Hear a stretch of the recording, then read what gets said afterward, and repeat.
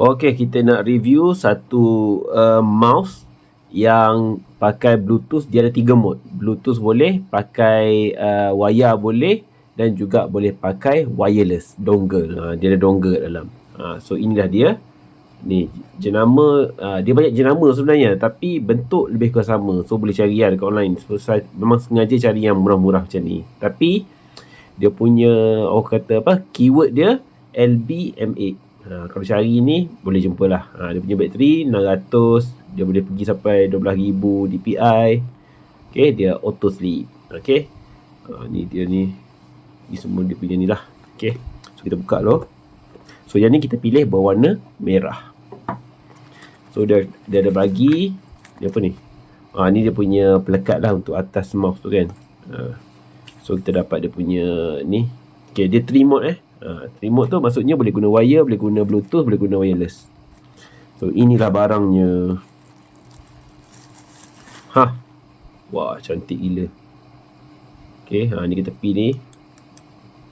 Dia ada bunyi ada bunyi.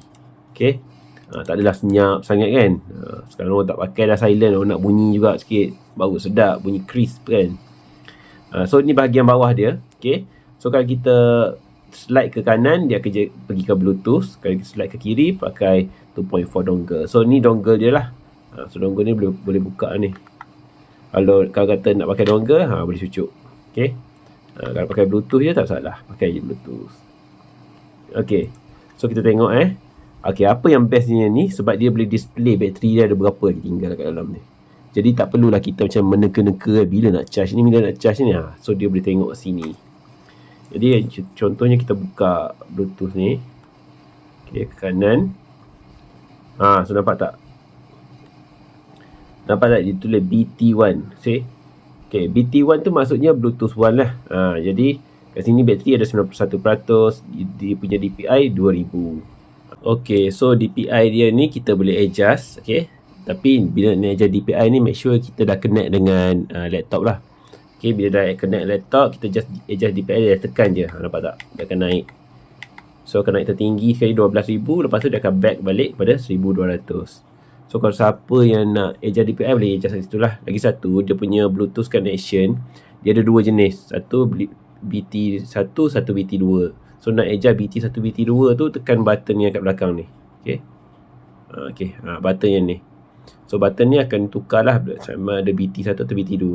Dia once dia dah connect dengan satu PC tu guna BT1, dia dah tak boleh guna dah BT1 tu untuk PC lain. So kena guna BT2. Tapi kalau nak guna juga, kena delete dulu daripada connection daripada PC asal tu. Lepas tu baru boleh connect lah. Tu antara troubleshoot dia lah. Okay, so BT2. Okay, so bateri ada 91. So ini tempat charging dia lah. So tempat charging dia. Okay, so kalau siapa yang nak beli mouse ni, memang berbaloi, memang puas hati. Guna pun best. Okay, so itu saja untuk review kali ni. Bye.